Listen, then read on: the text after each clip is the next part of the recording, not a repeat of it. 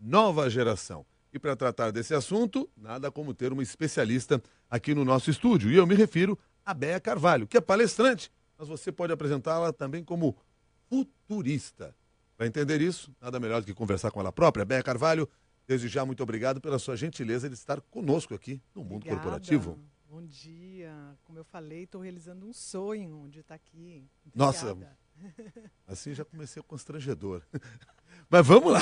Béa, mas legal saber que você está aqui com a gente, porque queria entender primeiro o que é ser futurista. O que é ser futurista? E por que você é futurista? Então, é olhar para o futuro, né, de uma forma positiva. Primeiro olhar para o futuro, né, porque muitas vezes a gente tem aquela clássica desculpa, não, eu tenho tanta coisa para fazer, eu não consigo parar para ficar pensando no futuro, né? Então, você não sabe o que eu tenho para fazer, você não conhece meu dia, né? Então, na realidade, isso é uma desculpa bem esfarrapada, né? Porque se você todo dia está pensando no seu dia, todo dia você está sendo atropelada pelo futuro, né? E não você tem uma certa intimidade com aquilo que está vindo, né? Não que você, olhando para o futuro, você vai ser mãe de Ná, né? Vai saber tudo o que vai acontecer. Mas é uma questão de você ficar cada vez mais íntima das coisas que parecem que vão acontecer. Você, né, usou aí olhar para o futuro de uma forma positiva. Então, primeiro você olha para o futuro e você olha, né, querendo acolhê-lo de uma forma positiva, né? Como você vê aquelas coisas que parecem que vão acontecer no futuro e você traz isso e traça ações para que isso venha para o lado positivo. Eu digo isso porque muitas vezes o pessoal olha para o futuro de uma maneira negativa, preocupado com o que enxerga lá na frente, com as dificuldades e com os desafios. Por que isso acontece? É falta de visão? Então, vou dar um exemplo que eu acho que é um exemplo aí que todo mundo tem debatido, que é o exemplo da inteligência artificial, né?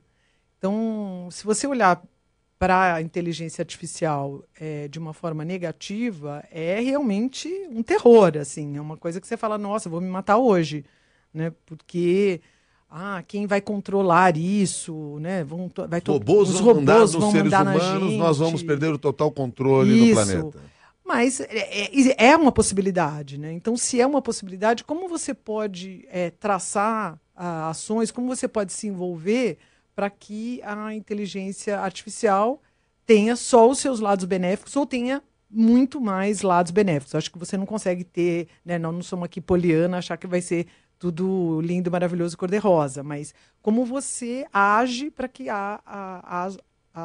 para que tenham mais coisas positivas, né? Eu vi um exemplo aqui, ó, Daniele Ábido, ela está nos acompanhando no Facebook, aliás, se você quiser, você que está aí nos assistindo ao vivo pelo Facebook, pode mandar as mensagens aqui na área de comentários, como fez a Daniele, porque a Daniele diz assim, eu sou futurista, me vejo no futuro melhor do que hoje. Que linda! Agora, deixa eu entender uma coisa, para você estar melhor no futuro, você não tem que estar com os pés no hoje? Esta transformação necessariamente não tem que começar agora?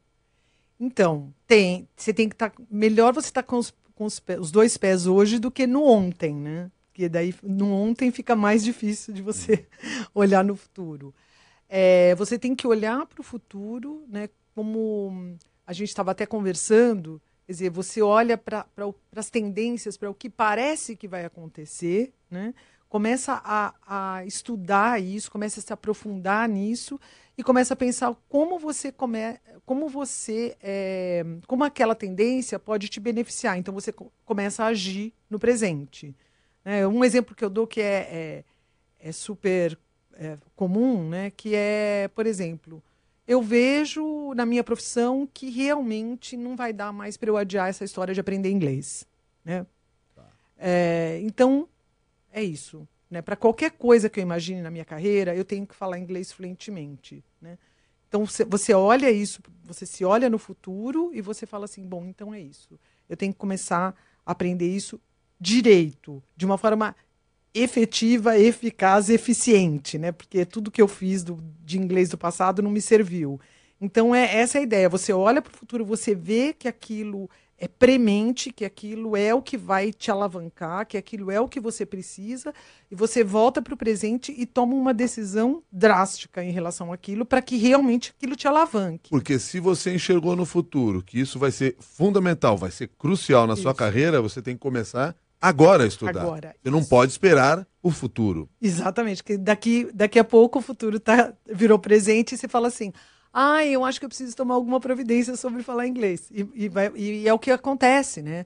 As pessoas, você conversa com as pessoas e elas estão adiando aprender a língua mundial, a língua global, elas estão adiando isso há 20 anos. Né? E elas postergando, tempo e achando, mas até aqui eu consegui, tudo bem. Quando a coisa apertar, eu dou uma estudada. Pois é. E isso nós estamos falando, e você pegou um caso bem prático aqui, que é da questão da língua estrangeira, da língua inglesa, no caso mais especificamente, mas isso eu fico imaginando que em todas as demais dimensões isso deve ocorrer. Com certeza. Então, você pensa, por exemplo, em carreira, você pensa na sua família, você pensa no seu estado, no seu país. Tudo isso é passível de você pensar no futuro, né? Que país você quer para daqui a 5 anos, para daqui a 10 anos? Né? Que país você quer para o futuro? O que você pode começar a fazer agora? Né? Bom, eu não falei aqui logo na abertura do programa, mas faço isso nesse momento. Você é fundadora de uma empresa que tem o nome de 5 Years From Now, ou seja, daqui a 5 anos. Que exercício é esse que você propõe de reflexão para as pessoas e para as empresas, para que a gente enxergue 5 anos? Por que este tempo de 5 anos? Bom, 5 anos é esse número mágico, né? Porque quando a gente fala, olha, vamos pensar onde você vai estar, onde o Milton Jung vai estar daqui 10 anos, onde a CBN vai estar daqui 10 anos, parece um pouco longínquo demais, parece pouco inspirador, né? Mas quando você fala... Mas também se você partir para o oposto, vamos pensar onde o Milton vai estar daqui 1 ano... Daqui a 1 ano é difícil você... Daqui a 1 ano parece muito com hoje, né? Daqui a 1 ano a gente ainda está pagando aquela prestação de 12 meses, então a gente não consegue se desvincular muito do presente. Então, por isso parece que o 5 é esse número mágico, que é longe o suficiente para você sonhar e perto bastante para você imaginar. Né? Então, essa é a medida. O Antônio Carlos Vilas Boas, aqui pelo Facebook, pergunta se planejar é ser futurista. É uma forma, né? Porque quando a gente planeja, a gente está pensando, não está pensando no hoje mais, né? Também depende do tempo para o qual você está planejando. Nós estamos planejando para o fim do ano, para o ano que vem ou para daqui 5 anos? Exatamente. Os futuristas, eles tendem a ideia é que eles se aprofundam em tendências, né? Quando a gente fala de tendência, por que chama tendências? Porque são coisas que tendem a acontecer, né? Se elas já tivessem acontecido, elas não seriam tendências, né? E dentro disso, enfim, esse assunto é um assunto vasto, mas você tem as macro tendências, né? Aquelas que são realmente parrudas, fortes e difíceis de serem derrubadas, e você vai tendo tendências que são, vamos dizer, mais frágeis, né? O exemplo que eu sempre dou é que antes das torres caírem, por exemplo, existia uma forte tendência de se liberar os passaportes entre nações amigas, né? Então, você tem um evento como a queda das torres e você tem uma forte contratendência. Então, o que acontece? Agora você não só precisa de passaporte, mas ser revistado de cima e embaixo, né? Tira sapato, tira cinto, tira laptop. Não precisa tirar nada disso, mas a máquina vê tudo. A máquina vê tudo, né? É bom você estar combinando aí a lingerie, né? Mas, então, né, as coisas, as tendências são como um farol que iluminam para onde parece que o mundo está indo, né? E se você começa a olhar para essa luz que está iluminando para onde parece que o mundo está indo, você tem uma tendência maior a acertar para onde parece que o mundo está indo, né? Essas novas então gerações, essa é a ideia. Essas novas gerações que nós vemos no mercado de trabalho têm esta visão de futuro, têm este planejamento, ou estão entrando no mercado do jeito que dá para ver o que vai acontecer? Eu acho que as novíssimas gerações, como elas nasceram numa era em que as mudanças são exponenciais, elas estão mais aptas do que as outras gerações, né? As gerações, enfim, acima de 38 anos, né? Que não são os millennials, a pelo menos imaginar que coisas diferentes das coisas que estão acontecendo hoje aconteçam. Ou não se surpreender tanto com coisas que ainda não aconteceram, mas que vão acontecer amanhã, né? Então, acho que o fato de você ser uma geração inteira, que é uma geração não linear, que nasceu numa era de mudanças exponenciais, te coloca numa posição mais apta a esse novo mundo. E isso faz todo sentido, quer dizer, é uma nova geração que nasceu numa nova era, né? Uma nova era precisa de uma nova geração, porque se uma nova era tivesse somente as pessoas que hoje, o jeito de pensar das pessoas que hoje têm 70 anos, ela não rolava, né? Então, não é que eles sejam futuristas ou que eles estejam o dia inteiro pensando no futuro, é que eles não se espantam com as transformações. Com essas transformações, porque eles nasceram, eles já viram isso, né? Provavelmente se adaptam muito mais facilmente com as transformações, muito mais facilmente do que nós que nascemos num momento em que as coisas eram mais permanentes. Eu tenho um exemplo bom para isso, quando eu estou palestrando, às vezes, quando chega no bate-bola, assim, eu pergunto, o que você acha que vai acontecer nos próximos 5 anos? E muita gente responde assim, nada. Porque o que tinha que acontecer de louco já aconteceu. Ou seja, o que essa pessoa está dizendo? Ela está dizendo, para mim, chega. Sabe? Já aconteceu tudo de louco que podia acontecer na minha existência. Então, acho que daqui para frente é isso. Já aconteceu a internet, já aconteceu o Twitter, já aconteceu o Uber, sabe? Chega para mim. O que tinha que romper foi rompido.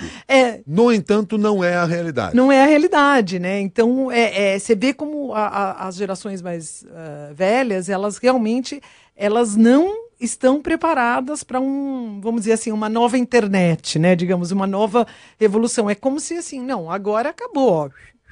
Já tô pronta. E eu já entendi esse novo mundo, então eu tô bem. Entendeu? E, na verdade, não é isso. O negócio continua, né, saltando. Né? Voltando aí que a gente estava falando da inteligência artificial, só isso vai ser uma pancada no meio da ideia. Era o que eu estava lembrando agora, porque você agora há pouco falou da inteligência artificial. E todas as vezes que a gente vai conversar com os especialistas nesta área, o que eles nos dizem estamos ainda na idade da pedra da inteligência artificial. O desenvolvimento ainda vai ser muito maior.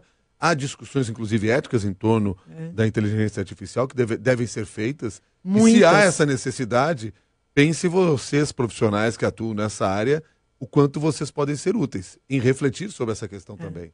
É que tem mercado. E eu acho que tem uma combinação aí que é mais louca ainda, que é você pensar na robótica e na inteligência artificial. E você pensar nessas duas coisas juntas, né? Então, essas duas coisas juntas para o mercado de trabalho é assim, uma coisa extremamente disruptiva aí, né? Para não fugir da palavra que também virou moda. E a gente tende a pensar, principalmente, de novo, as gerações mais velhas, em robô como um humanoide, né? A gente sempre tenta pensar aquela coisa que nos imita, né? A gente nunca pensa no robô como uma coisa, enfim, que não tem nenhuma forma, né? Uma caixa dentro de uma empresa que faça diferentes processos para a construção de uma máquina é um robô. É um robô, mas a gente nunca pensa nisso. A gente não enxerga como tal, né? A gente não enxerga só enxerga como uma caixa preta. Exatamente. Aí aquela caixa preta, além dela fazer aquelas coisas, vamos dizer, que ela faz hoje mecanicamente, ela vai fazer isso com uma inteligência artificial, né? E no futuro ela vai fazer com uma inteligência artificial que eles chamam de inteligência artificial forte, né? Que é quando você passa, né, a inteligência humana. Então, realmente, tem muita coisa para acontecer, né? E, de novo, se você pega uma geração que já nasceu com uma coisa que chama smartphone, quer dizer, um telefone inteligente, para ela, tudo que tem a ver com essa coisa de inteligência é muito mais né, fácil dela entender e muito mais difícil dela rechaçar, né? Nós estamos falando aqui dessa nova geração, você já deu algumas características. Uma questão que sempre se coloca quando se fala dos jovens que estão no mercado de trabalho é da imaturidade emocional. Isto realmente acontece? É uma característica e pode ser resolvida? Ela realmente acontece, porque essa geração é uma geração que ela jogou tudo para frente, né? Então, não é que ela só tem a imaturidade emocional. Então, por exemplo, você pega jovens, né, de 18, 20 anos, eu sempre falo dois exemplos, as pessoas chegam na minha casa, os homão, assim, chegam e falam assim, tem todinho? Você fala, não tem todinho, né? Tem vodka, né? Tem vinho, mas não tem todinho. Você tem 18 anos, Cacilda. Como assim todinho? Todinho era uma coisa que a gente tomava com, né, 5 anos de idade, né? Então tem a infância, ela é esticada, a adolescência é esticada, né? Então o que acontece? Você vê os casamentos acontecendo, né? Acontecendo muito mais tardiamente, portanto, os filhos mais tardiamente ainda, então você começa a ver os filhos chegando aos 40 anos, e para quem tem filhos, sabe que se você, enfim, casa mais cedo, tem filho mais cedo, existe aí, vamos dizer, uma maturidade forçada, né? Em vários sentidos, né? Até no sentido de você colocar um outro ser humano, né, aqui na face da Terra, né?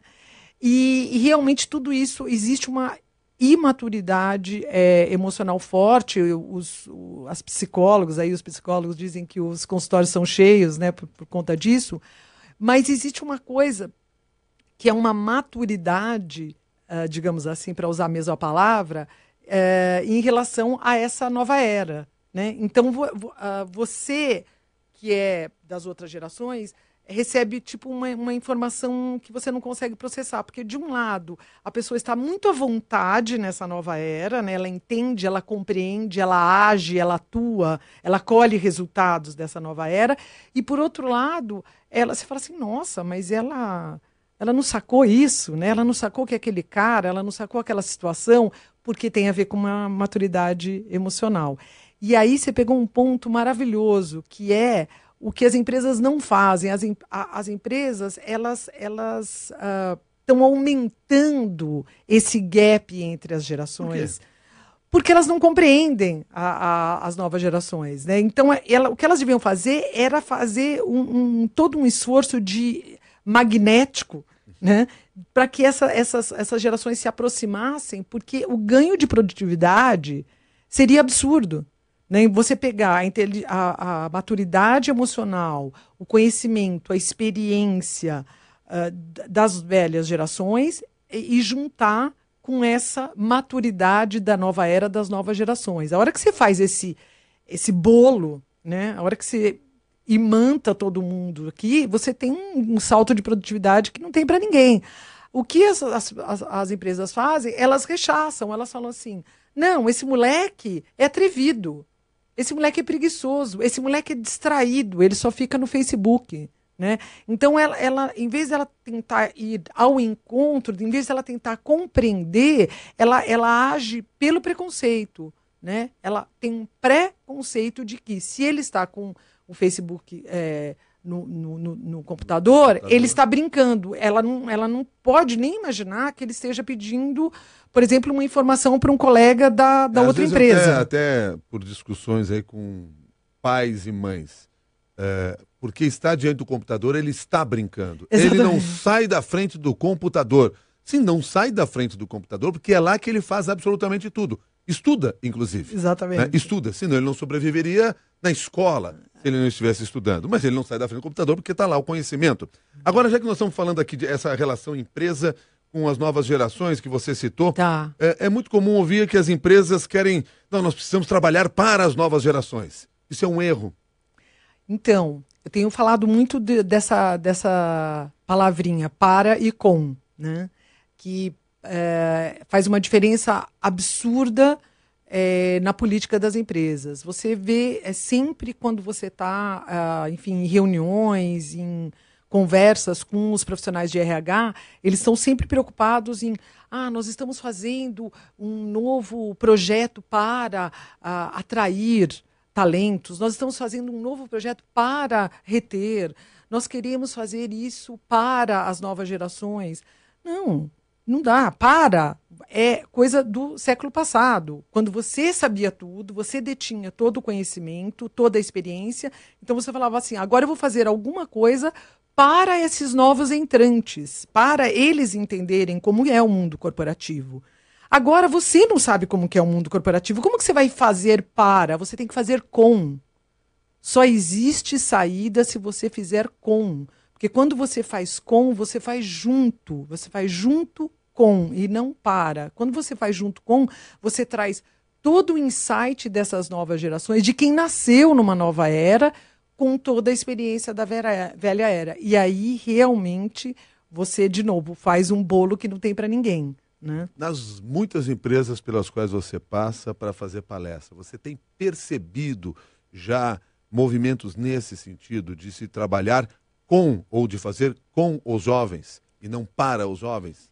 Sim, eu tenho reparado, mas ainda é tímido e ainda são coisas eventuais, né? Então, assim, vai ter um workshop em que nós vamos trazer a diversidade, né? Eu falo da diversidade há tanto tempo, né? E é isso, trazer a diversidade, fazer junto com todo mundo, né? E aí, até legal trazer o tema da diversidade, porque o jovem é diverso nesse sentido, mas trazer a diversidade dentro da empresa, a diversidade de idade, a diversidade de tempo de casa, a diversidade de cargos, né? A diversidade de gêneros e a diversidade das gerações. Né? Se você faz uma reunião para pensar o futuro só com gente de marketing, você não precisa fazer. Você sabe o que as pessoas vão falar. Todo mundo de marketing pensa igual. Todo mundo que é financeiro pensa igual. Né? Lógico, estou generalizando. Claro, né? Claro. Agora, tem um padrão ali. Tem um padrão. Que você foi pessoas. formado, você lê aqueles livros, você vai naqueles workshops, você assiste aquelas palestras, né? Você vê aqueles programas de televisão, você vai na internet e procura por aqueles sites, por aqueles blogs, enfim. Você é de um jeito. Né? A hora que você coloca CEO e boy, a hora que você coloca financeiro, marketing, RH, vai sair alguma coisa. Vai sair um jeito. Você faz isso, é o caos. É o caos. Mas a inovação, ela está muito mais perto do caos do que da ordem. Ela não é o caos, mas ela está muito mais perto. E você pegou um ponto maravilhoso, porque as empresas e as pessoas em geral, elas querem inovar na ordem. Na ordem acontecem coisas maravilhosas, mas não acontece inovação. O Gerson Vernieri, que não está brincando, está no Facebook, nesse momento, no escritório dele, provavelmente, está participando aqui do programa. Beleza. Manda a seguinte pergunta: quais são as mega tendências para a inovação disruptiva? Opa! E lá vem o disruptivo. Já vem o disruptivo de novo. Mas vamos lá, quais são as mega tendências? Já que você tinha falado lá no início dessa nossa conversa sobre a necessidade, quando a gente planeja para 5 anos ou olha o futuro, em 5 anos você tem que olhar as grandes tendências. Sim, eu acho que, falo de novo da longevidade, apesar de muita gente entende, né, que as pessoas estão vivendo mais, mas não entende isso como o que isso vai impactar, né, no mundo, nas empresas. Né? Na sua empresa. Né? Hoje eu estava ouvindo que o Maluf foi condenado, né, pela enésima vez. E provavelmente ele não vai ser preso porque ele tem 85 anos. Quer dizer, olha só, a lei foi feita pensando que quando a média das pessoas morriam com 67 anos. Então, obviamente, se você tem 85, você não precisa ser preso. Mas agora, as pessoas vivem 117 anos. A pessoa mais velha do mundo tem 117 anos. Então, quer dizer, se você pode praticar crime de 85 anos até 117 anos e não ser preso. Olha que maravilha, né? Você vê como a tendência, é uma macro tendência que as pessoas têm que, né, acordar. E é né? curioso porque, geralmente, assim, em reuniões ou em outras conversas com gestores, se fala muito da questão da longevidade. Se vê até as empresas aí tentando desenvolver alguma coisa nesse sentido. Tem inovação para longevidade? Tem aparecido? Tem várias coisas. Quer dizer, tem várias coisas, mas tem várias coisas que, vamos dizer, que são ideias, mas que ainda não foram colocadas não em estão prática. aí né? funcionando. Por exemplo, uma que eu adoro falar é sobre comida funcional. Né? Então, por exemplo, você pega uma pessoa, até pouco tempo atrás, as pessoas morriam, vamos dizer aí, por volta de 65 anos, elas tinham diabetes com 50 anos, elas iam viver diabéticas por uns 10 anos, né? Iam comer aquela comida nojenta, horrorosa, por 10, 15 anos, né? Agora o cara fica diabético com 50 anos e ele vai morrer com 110, quer dizer, ele não pode passar mais tempo da vida dele comendo uma comida nojenta, né? Então, quem que vai fazer uma comida maravilhosa, gourmet, que esteja no supermercado, que seja para o diabético, para quem tem pressão alta, para quem tem todas essas doenças? Quer dizer, é um ramo de inovação ali aberto, ninguém está fazendo, né? Quem está fazendo, na realidade, eu não sei se você sabe, mas são pessoas nas suas próprias casas e distribuindo para quem eles Já conhecem. existem grupos, né, ONGs, entidades que atuam com pessoas que têm diabetes, trabalhando nesse sentido, criando cardápios próprios, aliás, maravilhosos para isso. Agora, do ponto de vista industrial, ou vamos lá, de grande alcance, quer dizer, é um caminho a ser percorrido. E também não é só diabetes, eu estou falando de todas as doenças que você, todas. né, pode, então por isso E chama aquelas comida que nós funcional. iremos E inventar aquela que ainda, nós iremos inventar, exatamente. A outra, acho que uma grande tendência disruptiva é o blockchain, que é a infraestrutura dessas, das moedas como Bitcoin, que é um negócio complicadésimo, mas é um negócio que a cada dia que passa surgem novas ideias. É a infraestrutura que vai disruptar o mercado financeiro, né? Dizem que dos 15 mercados a serem disruptados, o mercado financeiro é o primeiro, né? Os bancos, por isso que eles estão agora todos eles loucos atrás para aprender, para entender o que é, né? O blockchain é uma coisa realmente complexa. Eu acho que, não sei se a gente chegou a falar hoje, mas as novas famílias e os novos gêneros, eu acho que são coisas assim, que estão aqui na porta da gente. E o mercado tem que estar preparado. Tem que estar preparado, ele não está, né? Eu acho, a gente falou, em menos de 15 anos, um casal, uma família, que é um casal de um homem e uma mulher com 2 filhos, representará menos de 50% das famílias. Ou seja, só para dar um exemplo, então, um homem e uma mulher com um filho, um homem e uma mulher sem filho, 2 homens com 2 filhos, 2 homens com um filho, 2 homens sem filho, 2 mulheres com 2 filhos, 2 mulheres com um filho, 2 mulheres sem filho, tudo isso junto representará mais do que 50% da família, né? Eu sempre dou um exemplo que você vai chegar um dia e vai falar assim: ontem eu fui numa festa que eu vi um casal, ele era homem, ela era mulher e eles tinham 2 filhos. Essa será uma realidade. Quer dizer, o seu negócio está preparado para trabalhar com essas novas famílias? Então, pensar dessa maneira é uma forma de olhar para o futuro. Exatamente. Portanto. Então você olha para a tendência e fala assim: eu tenho um hotel, eu acolho esses vários gêneros, eu acolho uma família assim? Não, eu não acolho. Ou eu sei acolher. Eu sei acolher. O que eu tenho que fazer? Então, aí você tem que trabalhar com as próprias escolas entenderem as isso. escolas, né? Os pais, vai chegar. Já existe isso hoje, isso, claro. Mas não existe de uma forma que. Por exemplo, já existe isso hoje, mas você pode fechar os olhos. E ao mesmo tempo o seguinte, me parece assim, já existe isso hoje, mas a tendência ainda das pessoas é esperar que na reunião de pais venha a mãe. Né? Mais ou menos vem a mãe, só a mãe. né? E de repente você não sabe mais quem é quem nessa história, mas enfim. Queria aproveitar, fácil de resolver o problema do Fernando Filgueiras, que escreve pelo Facebook. Ele trabalha com venda de livros, jornais e revistas. Uau. Como estará o mercado para esse tipo de produtos daqui a 5 anos? Vale a pena continuar no ramo? Coisa simples de responder para ele. Essa é simples. Bom, eu acho que a morte desses produtos tem sido anunciada, acho que quase 20 anos, né? Acho que podemos dizer. Mais ou menos isso se fala, dos fins dos jornais, que ninguém mais ia ler livros da forma como se lê. Exatamente.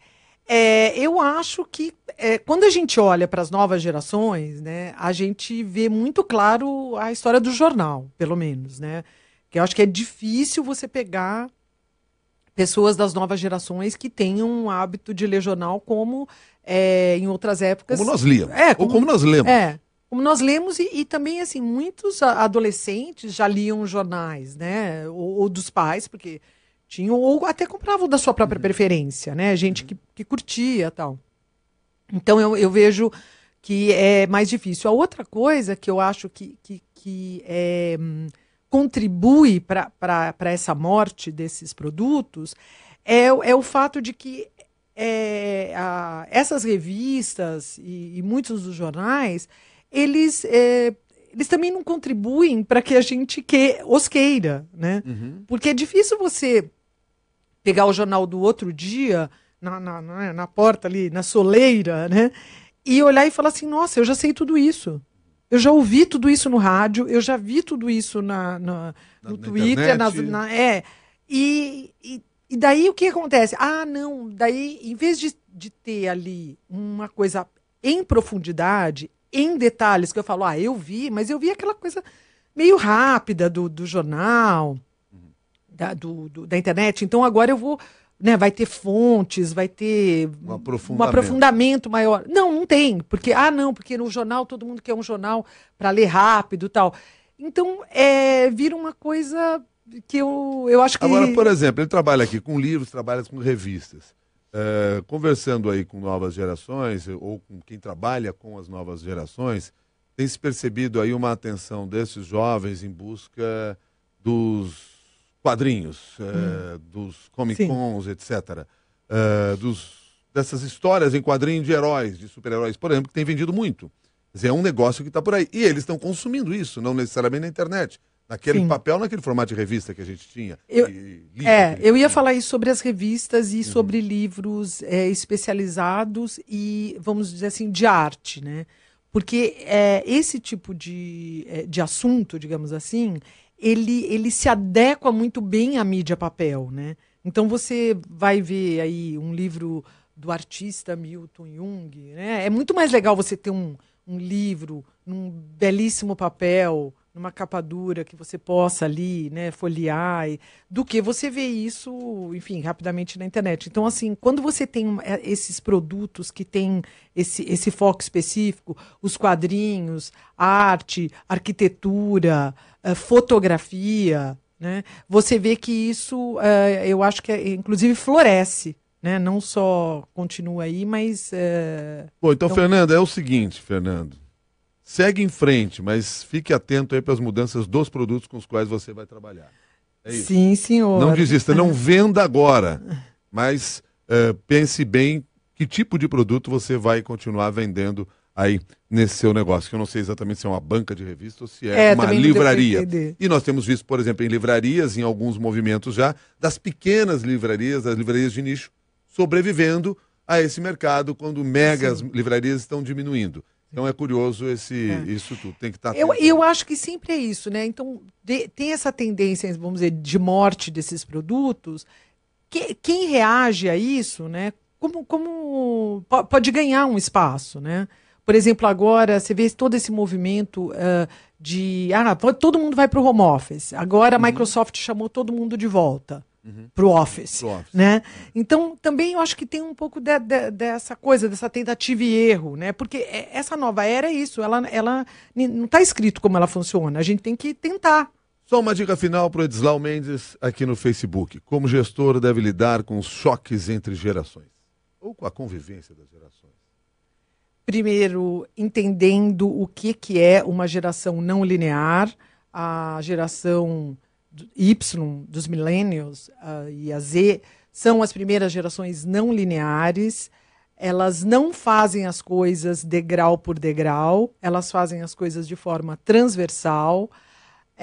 A gente tem que entender como elas pensam, entender por que elas são multitarefa, e não falar, elas são multitarefa, entender por que elas conseguem fazer as coisas simultaneamente com foco em todas, apesar de você não acreditar, ela faz simultaneamente com foco em todas, e você não consegue fazer simultaneamente com foco em nenhuma. Ao entender isso, tentar fazer o que eu falei. Vamos fazer junto com. E aí todo mundo aprende. Tem um filme do Robert De Niro que chama O Estagiário. Não sei se você já viu, mas veja, porque além de ter interpretações deliciosas dele, é exatamente isso, né? Ele é um cara que acabou de se aposentar, frenético, e fica aí um mês sem trabalhar e resolve, então, entrar de estagiário numa empresa, né? E aí acontece o com.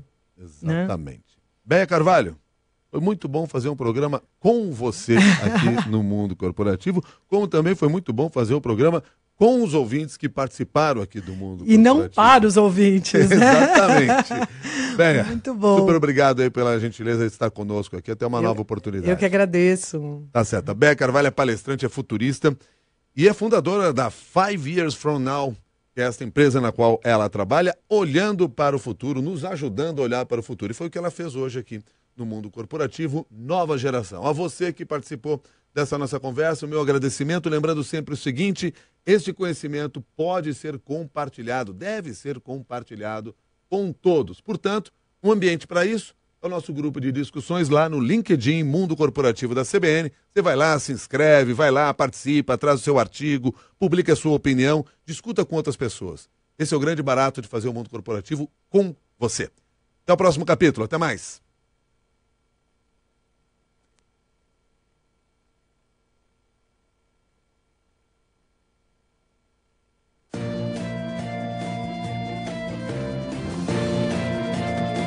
Mundo Corporativo, com Milton Jung.